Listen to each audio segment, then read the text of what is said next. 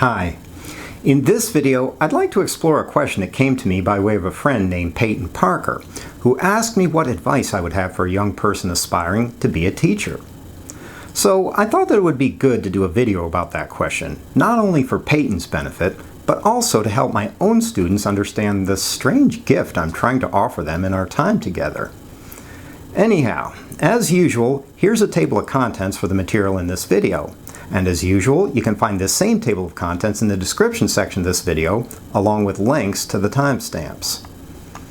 So, the question is, what advice would I give someone who's aspiring to become a teacher? Not only in the trivialized sense of having a job that meets that description, but in a truly deep sense, that is, as a way of life. Of course, at one level, becoming a teacher, any kind of teacher, requires being able to explain ideas in a coherent and lucid way.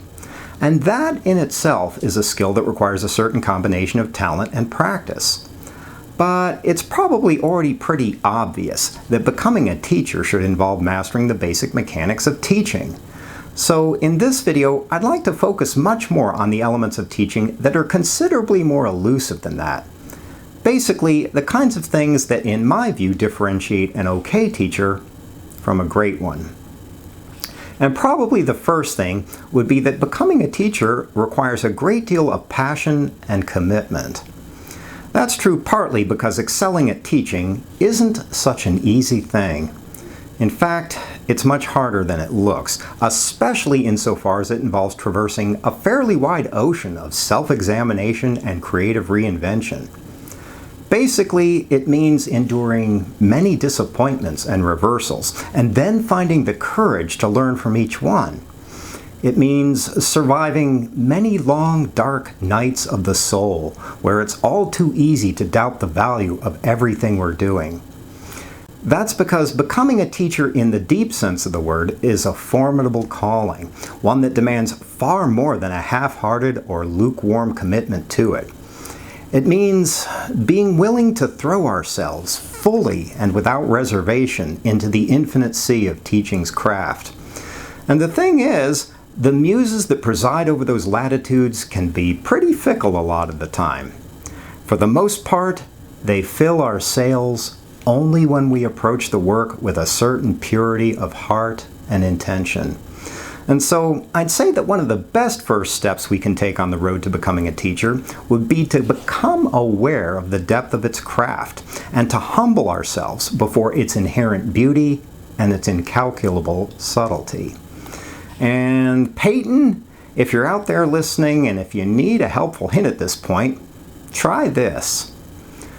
When you're describing what becoming a teacher means to you, if it suddenly starts to feel like you're whispering the hidden name of God, well, then I'd say that you're pretty much on the right path.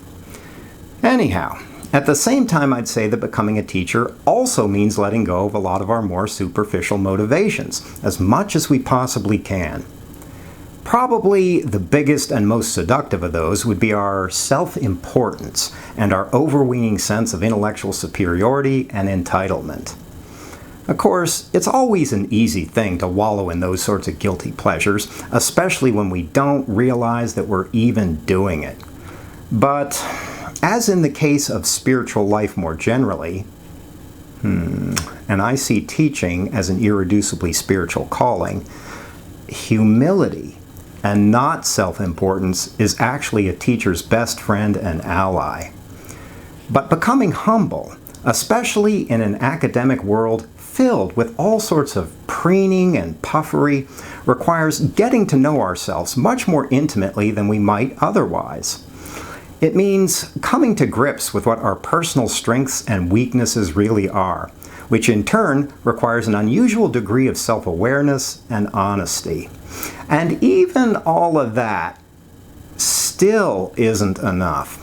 It also requires cultivating a felt relation to the world we inhabit, and even to life itself, especially so that we can serve as a conduit for its inherent coherence and beauty. Anyhow, one thing I find especially helpful with respect to all of that is to remember that underneath it all, we teach best what we most need to learn ourselves.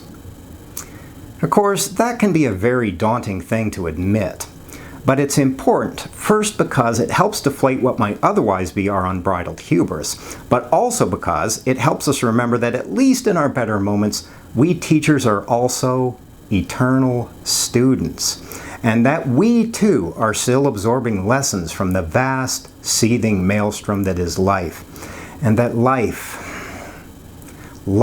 in all her boundless majesty and terror will always remain our ultimate instructor.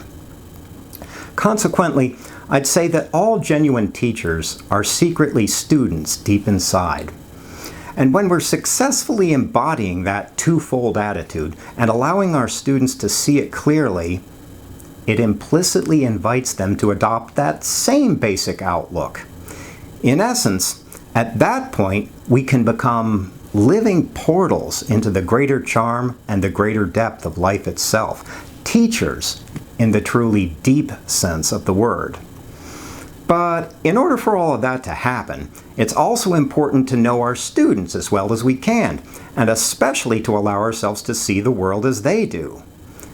Basically, it's important for us to remember what it's like to be hearing about something for the very first time, especially by putting ourselves in our students' shoes as well as we can. In fact, I'd say that the most common pedagogical error I've noticed among my professorial brethren probably has to do with indulging in the ridiculous fantasy that just because something is obvious to us after years or decades of experience, it should also be obvious to our students. Basically, it's important for us to remember what it's like to be young and what it's like to be in the process of having to learn about things for the first time. However, I'd also say that it's equally important for teachers to beckon our students far beyond life as they've known it thus far, to encourage them to explore the further reaches of knowledge and intellectual endeavor. And that's one of the paradoxes of teaching. It involves being at once familiar and foreign to our students, both accessible and otherworldly at the same time. And so, becoming a teacher means learning to dwell comfortably in that interstitial region, in that unsettling terrain that lies between what's predictably prosaic and what's strangely poetic. But I'd also say that it involves being acutely aware of the reasons why what we're teaching is worth learning and knowing in the first place, especially if we expect our students to care deeply about it. That's obviously true within the sphere of life's practical demands, and especially with regard to our students' future professional careers. But it's even more true with regard to the transcendent meaning of the pedagogical situation. That is, with regard to how every moment of teaching and learning is a way of participating in the raging magnificence of life itself. To put it bluntly, becoming a teacher basically means becoming a bearer of the infinite, a living, breathing conduit for life's boundless possibilities. And one thing I've personally learned in my years in the classroom is that being acutely aware of that can definitely make teaching with passion a whole lot easier.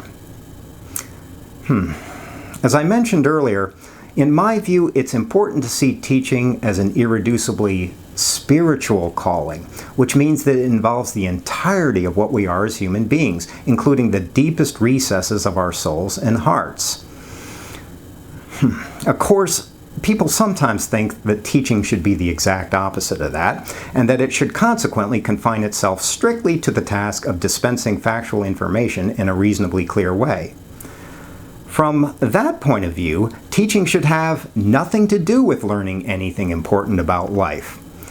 But my own sense is that all of that is really little more than a way of setting our sights way too low. And while I'd agree that that sort of error is something that's very common within our individual and collective lives, the fact is that it's still a mistake. Well, at least it is from my perspective. And consequently, I feel like it's important to take up the work of teaching with a palpable, compelling sense for its underlying spiritual depth, even if we're not mentioning it explicitly or including it in our syllabi. At the same time, I'd say that it's important to feel genuine joy in the work, despite its inevitable hardships. And because I see teaching as something spiritual, I'd say that it's also important to allow ourselves to feel the inherent sacredness of the work, moment after moment. After all, if we're not ultimately teaching lessons in the deep sacredness of things, then what does it all really matter?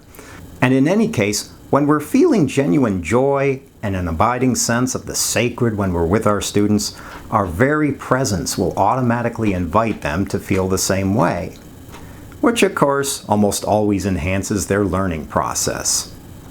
Anyhow, at this point, I'd like to move toward ending this video with a bit of wisdom from Clint Eastwood, namely that a man's got to know his limitations. Punk. Similarly, I suspect that it's also a good idea to recognize some of the limitations of the pedagogical situation. And probably the biggest unspoken limitation has to do with the extent to which students will actually retain what we've been teaching them, especially over the long haul. To me, it seems pretty obvious that in a year or two, most students are likely to forget around 75% of any given class's factual content. That's not a disparagement of teaching or the pedagogical situation more generally. It's just a way of recognizing a somewhat uncomfortable reality. That most of our detailed knowledge naturally fades into obscurity as time passes, and it fades much more quickly than most of us would probably want. So then the obvious question is, what, if anything, really endures in the work of teaching? What makes the pedagogical situation worth all of the woe and travail it involves, both for students and teachers alike? And I'd say that what endures most has to do with all of the vague intangibles of teaching. For instance, a teacher's sense of care and personal involvement with his or her discipline, or the extent to which a student begins to feel genuine passion for some domain of knowledge, perhaps for the very first time. In that regard, I'd say that the pedagogical situation isn't much different in principle from the larger ambit of life. After all, when you think about it, we actually remember only a tiny proportion of the huge mass of life's factual details. But what does endure is the general sense of care, the kindness we've shown, or that we've been shown, for instance, or the pain we've suffered, or the extent to which we've known joy, or found real courage within our hearts. At the end of the day, those sorts of intangibles are the things that really change us and that ultimately better our world. In fact, from my own point of view, I'd say that the undoubtedly necessary task of conveying all of the minute details that constitute any academic discipline is really just the medium through which the real teaching and the real learning happen. And probably a lot of that occurs without our even being consciously aware of it. I don't know about you, but personally, I've learned to have a kind of faith. A kind of faith in the idea that the lessons that really matter, the ones that really burn, those will be what endures, and they'll ultimately find their proper expression in our students' lives over time. As for the rest, well, the rest will naturally fall away with the passing years, like leaves caught in the cool autumn wind. But for a few brief, shining moments, how we spoke together with our students in the secret language of life itself, and how we let the miracle of this world pass through us, whether we meant to or not. That's what will endure. And that's what makes teaching worthwhile.